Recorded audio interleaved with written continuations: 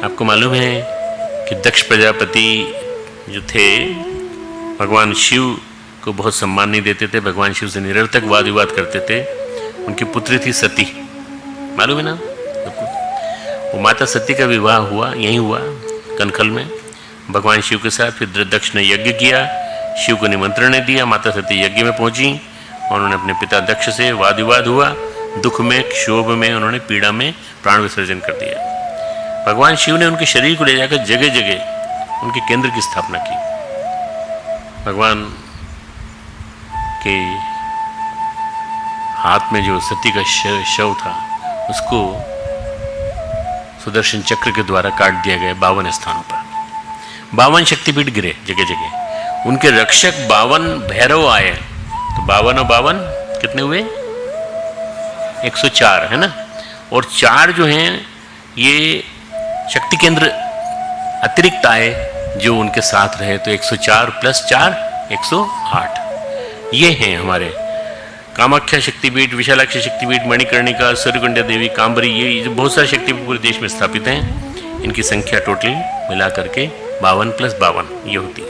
ये प्राण केंद्र हैं। शक्ति माता विराजती हैं प्राण केंद्रों के रूप में और हम इनको जागृत करते हैं, उद्दीप्त करते हैं, पोषित करते हैं। माला के द्वारा हम इनको जागृत करते हैं, उद्दीप्त करते हैं और उद्दीप्त करते हैं और प्राण पोषित करते हैं अपने मंत्र के माध्यम से।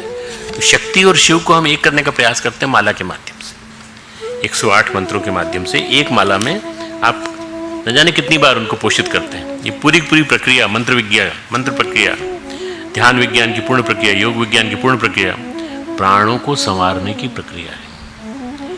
माला के माध्यम से प्राणों को संवारना, पोषण करना। ये जो हमारे 9 चक्र हैं, 7 चक्र हैं, क्या है जिसे हम कहते हैं हर चीज का तमोगुणी रूप होता है, सत्वगुणी रूप होता है, प्राण का भी रूप है।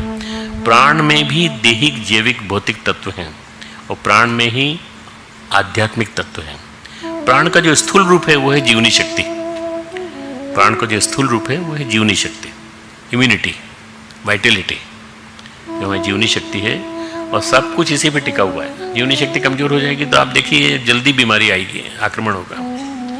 जीवनी शक्ति प्राण का जो सूक्ष्म तत्व है, स्थूल रूप तो है जीवनी शक्ति, सूक्ष्म तत्व है वो है भावनाएं, वो कारण तत्व है हमारा बोध, हमारा एक्सपीरियंशियल अवेयरनेस, हमारा बोध। एक हो गई जीवनी शक्ति, एक हो गई हमारी भावनाएं, एक हो गया हमारा बोध। जब हम प्राणों को संवारते हैं तो देह के एक छोर पर संवारते हैं, मन को दूसरे छोर पर संवारते हैं। संतों ने कहा श्वासों के साथ सुमिरन करो। सुमिरन हमारी एक सोहम साधना है। हर आते जाती श्वास के साथ सोहम करते हैं हम उसमें स्मरण करते हैं भगवान का, हम याद करते हैं भगवान को। सुमिरन का महत्व बहुत ज़्यादा सिख धर्म में भी दिया है। उनकी सुमिरन ही चलती साथ में, सुमिरन सुमिरन सुमिरन करते चले जाते। सुमिरन का मतलब हो गया स्मरण। सुमिरन को अगर आप थोड़ा सा स्पष्ट कर लो संस्कृत में तो स्पष्ट स्मरण। तो ये क्या है स्मरण? आचार्य शंकर करपट मंजरी में पूछते हैं, करपट पंजरिका में, कस्तम तुम कौन हो? मैंने बताया था तुमको ये श्लोक, को हम, मैं कौन, कुतः कहाँ से आया, मेरी माता कौन, मेरे पिता कौन। वो कहते हैं बार बार मन और मन में विचार करो, इसको बार बार विचार करो। मनस विचार बारंबार, बार बार विचार करो, स्मरण करो। भूल गए हो, ईश्वर स्मरण का नाम है सुमिरन। ईश्वर स्मरण, भगवान को स्मरण करो। भगवान कृष्ण गीता में कहते हैं तस्मात् सर्वेषु कालेषु माम अनुस्मर। तो सब समय मेरे को स्मरण कर और युद्ध भी कर। युद्ध करते समय भी मेरे को स्मरण कर और रोजमर्रा का काम करे तो भी कर। ये तो रोज जीवन भी हमारा एक प्रकार से युद्ध ही है। जीवन संग्राम जो है एक प्रकार का युद्ध है। वहाँ अर्जुन युद्ध कर रहा है तो पांडवों से, कौरवों के साथ कर रहा है, और या कह रहे हैं वो कि तुम युद्ध भी कर। तस्मात् सर्वेषु कालेषु माम अनुस्मर युद्ध च, युद्ध भी कर। आत्मविस्मरण से उबरने का नाम सुमिरन है। आत्मविस्मरण से आप अपने आप को भूल गए हो, अपने आप को याद करो। को हम, मैं कौन हूँ? मैं भगवान का युवराज हूँ, मैं भगवान का राजकुमार हूँ। और राजकुमार होने के नाते मुझे ये चिंतन करना चाहिए, मेरे को ये चिंतन करना चाहिए। कभी भी इस चिंतन से इधर उधर नहीं जाना चाहिए। सुमिरन है प्रभु के नाम का स्मरण श्वासों के साथ। श्वासों के साथ जब जप होता है तो जप आपको ध्यान की भूमि पर ले जाता है। यही जप श्वासों के साथ जब होता है तो आपको ध्यान की भूमि पर ले जाता है। ये जब प्राणों के साथ होता है तो प्राणों को लय के साथ ले जाता है। ये एकाग्रता, ये स्थिरता, ये प्रशांति के जप के क्षण ध्यान के क्षणों की ओर आपको उठा के ले जाते हैं और इन प्राणों की डोर से आप ध्यान करने लगते हैं। आपका ध्यान ऊपर उठ करके थोड़ा एसेंट हुआ और एसेंट होने के बाद आप प्राणों की डोर पर ध्यान करने लगते हैं। अद्भुत ध्यान है। वो कहते हैं श्वास की प्रक्रिया को शिथिल कर दो। जो हमारे योगीजन हैं, ऋषिगण हैं, उन्होंने कहा सांसों की प्रक्रिया को शिथिल कर दो, बहुत स्लो कर दो।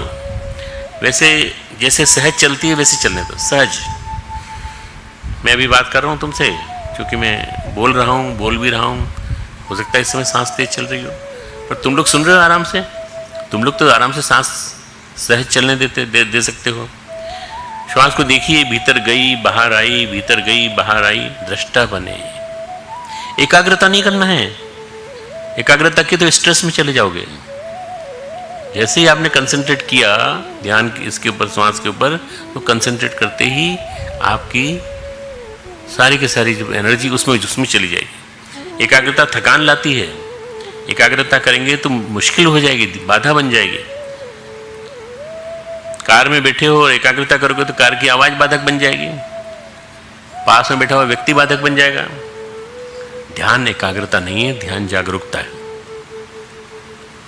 ध्यान है अवेयरनेस। कई बार लोग ध्यान की परिभाषा बताते हैं तो एकाग्रता बता देते हैं, कंसंट्रेशन कंसंट्रेशन। नहीं, कंसंट्रेशन नहीं। कंसंट्रेशन ओनली बिगिनिंग में है थोड़ा सा, बस। उसके बाद तो फिर पूरा ध्यान जो है वो है एक रिदम पूरी। ध्यान क्या है? जागरूकता, अवेयरनेस, होश। अपनी आती जाती श्वास के लिए होश कायम करें। सुमिरन में बेहोश नहीं, होश। सुमिरन सुमिरन सुमिरन। आप सिर्फ शिथिल रहें, श्वास को देखते रहें। श्वास को देखने में कुछ भी बहिष्कृत नहीं करता। नहीं साहब, वो कार में आवाज़ हो रही थी तो हमको मन नहीं लगा, हमारा मन डिस्टर्ब हो गया। हाँ, स्वीकार कर लो। सड़क पर ट्रैफिक है तो ठीक है, जीवन का अंग है। आपके पास बैठा कोई खर्राटे ले रहा है, ये भी जीवन का अंग है। खर्राटे को आप बना लो ध्यान का बिंदु। उसके खर्राटे और आपका ध्यान अगर लगने लगे तो क्या दिक्कत है? हो सकता है उसके खर्राटे से आपका ध्यान अच्छा लग जाए। नहीं, वो तो उसके खर्राटे से डिस्टर्ब होने लगा। क्यों डिस्टर्ब क्यों लगा? आपका ध्यान उधर क्यों चला गया है? उधर मत जाने दो ना, अपने प्राण शक्ति पे जाने दो। मैं जब शांति कुंज आया तो शांति कुंज आने के बाद मेरे को 6-7 साल की बात की, तो गुरुदेव ने ऊपर बुला लिया अपने कमरे में। पीछे जो कमरा है जहाँ तुम लोग जाते हो ना प्रणाम करने, सबसे पीछे वाला जो कमरा है ऊपर का, वहाँ बुला लिया। मेरे को कमरा वहाँ दे दिया। गुरुदेव आगे वाले कमरे में शिफ्ट हो गए और मैं वहाँ शिफ्ट हो गया। मैं वहाँ अपने सब लेखन सामग्री वगैरह सब लेकर के पहुँच गया। मैं सुबह 5 बजे से रात के 8 बजे तक उनके गुरुदेव के पास रहता था। माता जी आ जाती थी, फिर मैं नीचे चला जाता था। जब मैं सुबह भोजन करके आता था नीचे से, तो बर्तन साफ करने वाली जो महिलाएं थी नीचे की, हमारी बहनें, जो छत्तीसगढ़ की बहनें हैं, उनकी आवाज़ आती थी, खटर पटर खटर पटर। और उसमें क्या होता था कि उनमें संघर्ष होता था दोनों में, बर्तनों में और माता जी लोगों में और बहनों में। या तो तू या मैं, दो में से कोई एक रहेगा और कोई नहीं रहेगा। वो साफ करती थी मूंछ की रस्सी लेकर के, उसमें मांझती थी पूरी तरह से, और वो उसमें से तेल निकालती थी, और वो जो जल गया है ऊपर गैस पे चढ़ते समय वो उसको साफ करती थी। तो आज या तो मैं रहूँगी या तू रहेगा, मेल, या तो तू रहेगा या मैं रहूँगी। तो इसमें इतनी आवाज़ होती थी, इतनी आवाज़ होती थी। तो मैंने गुरुदेव से कहा, गुरुदेव ये तो बहुत डिस्टर्ब होता है। मैं तो नीचे से जब था तो ये आवाज़ नहीं आती थी। अरे तुमने आवाज़ पे क्यों ध्यान दिया? गुरुदेव ने कहा, तुमने आवाज़ पे क्यों ध्यान दिया? तुम ऐसा करो, आवाज़ को ही उस आवाज़ को ही ध्यान का विषय बना लो, तुमको नींद आ जाएगी तुरंत। मैंने आवाज़ को ध्यान का विषय बना लिया, मैं आराम से सोने लगा। जिस समय मैं सोता था उस समय वो सफाई करती थी, मुझे कोई दिक्कत नहीं होती थी।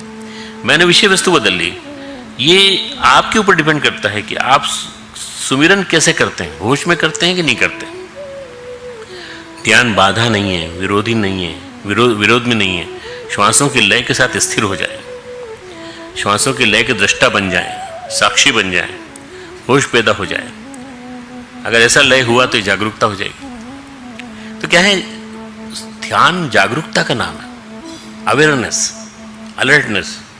हम बहुत सारी चीज़ों को जागरूक हो सकते हैं, लेकिन श्वास एक ऐसी चीज़ है जो हमारी पकड़ में आ सकता है, उसके डोर को हम पकड़ सकते हैं। जैसे ही श्वासें हमारी पकड़ में आई, श्वासों की धारणा, श्वासों के साथ जागरूक होना, श्वासों के साथ दृष्टा होना, श्वासों के साथ साक्षी बनना, ये सबसे आसान धारणा बन जाती है। सबसे बढ़िया धारणा ये है। धारणा क्या है?